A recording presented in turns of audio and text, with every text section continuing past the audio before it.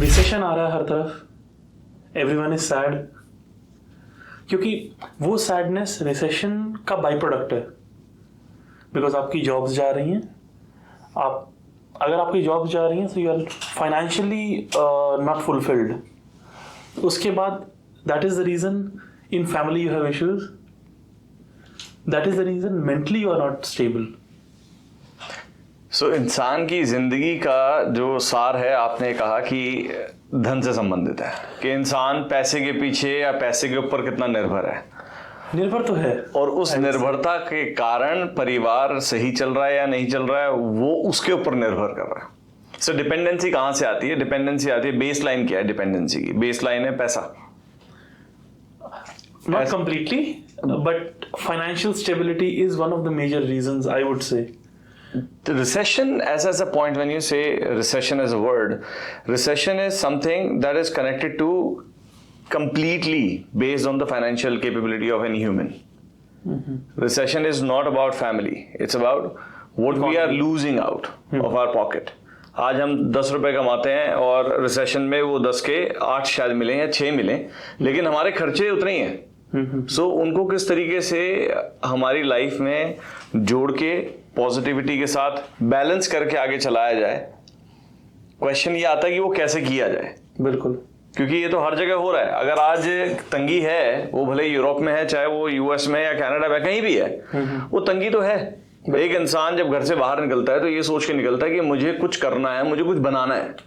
अब उस सिचुएशन में तुम जा तो जज्बे से रहे हो, लेकिन सामने से अगर तुम्हें तुम्हारी मेहनत के बदले वो चीज ना दी जाए जो तुम्हारा भत्ता बनता है, जिसको हम बोलते हैं आपका रेम्यूनरेशन, तो इंसान के सपने टूटने शुरू हो जाते हैं।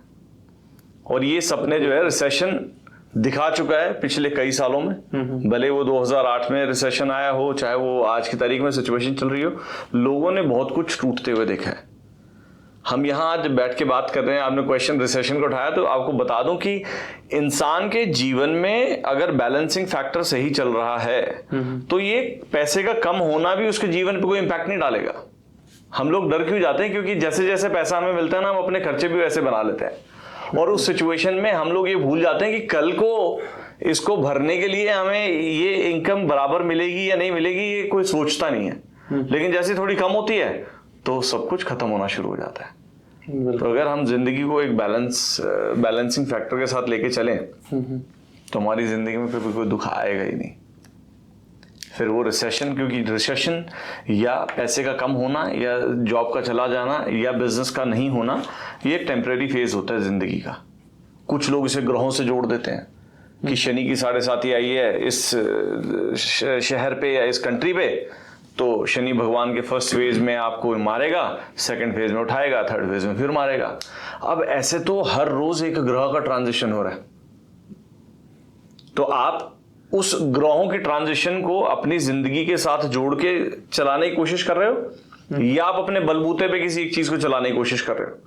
तो हमें दोनों चीजों को यहाँ देखना है कि हमारे कर्म भी खराब ना हो, और जो चीज साथ चल रही है, जो हम मानते हैं कि यार एक रोशनी है, एक लाइट है जो हमें चला रही है, कोई इसे अल्लाह तो कोई भगवान बोल देता है, लेकिन at the end of the day वो भी कहता है कि पहले तू अपनी लड़ाई को तरीके से लड़, तुझे लड़ना है। जब तू हारने लगेगा तब मैं तेरे पास आऊंगा। लेकिन यहाँ होता क्या है इंसानी जीवन में, थोड़ी सी भी परेशानी आती है, सौदेबाजी शुरू हो जाती है, अरे भगवान मेरे साथ तूने ऐसा क्यों किया।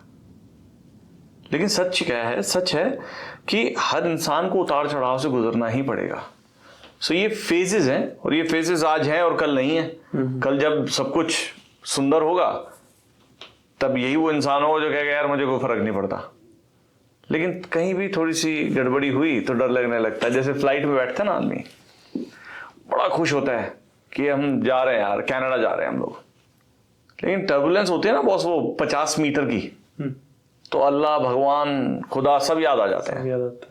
ठीक है, तो भरोसा कहाँ बंध जाता है कि यार कोई तो बचा ले। हो कुछ नहीं रहा है, आप ब्रेक भी नहीं लगा सकते आपके कंट्रोल में कुछ है ही नहीं, आपका जीवन आपके कंट्रोल में नहीं है। बिल्कुल, हम रो रहे हैं क्योंकि हमें लगता है कि हमारे रोने से शायद कुछ हो जाएगा। हमें अपने मजबूती के साथ, अपनी मोटिवेशन के साथ जिंदगी को जीना चाहिए, तभी सभी चीजें ठीक होंगी, और ना कुछ ठीक नहीं होगा।